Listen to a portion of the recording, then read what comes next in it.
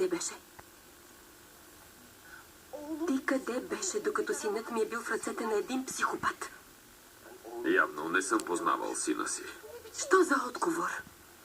Отидох в дома му. Звънях. Не ми отвори. Нали редовно правеше така. Затова не се усъмних. Мислех, че пак е същото. Че не иска да вижда никого. Явно не съм го познавал добре. Дори онзи човек на име Левент, когато той беше нападнал, се оказа прав. Знаеш ли, това ни се е случвало и по-рано. Преживяхме същото в болничната стая, когато синът ни катастрофира. Не ми обяснявай.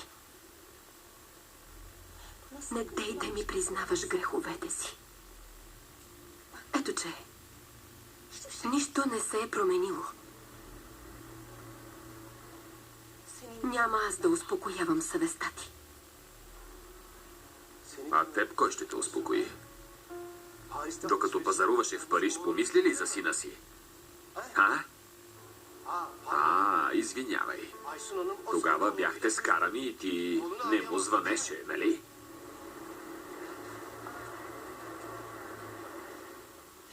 Прекарали се 2 дни заедно в ръцете на онзи. Какво да си мисля? Какво да направя? Халил, защо не е звънал на мен или на татко, а на онзи? Видях. Закри Ферия с тялото си, за да я предпази. Защо? Причината е ясна. Всичко е ясно. Мехмед, думите и мислите ти вече са лишени от смисъл. Ферия си е у дома. Виж, познаваш онзи човек.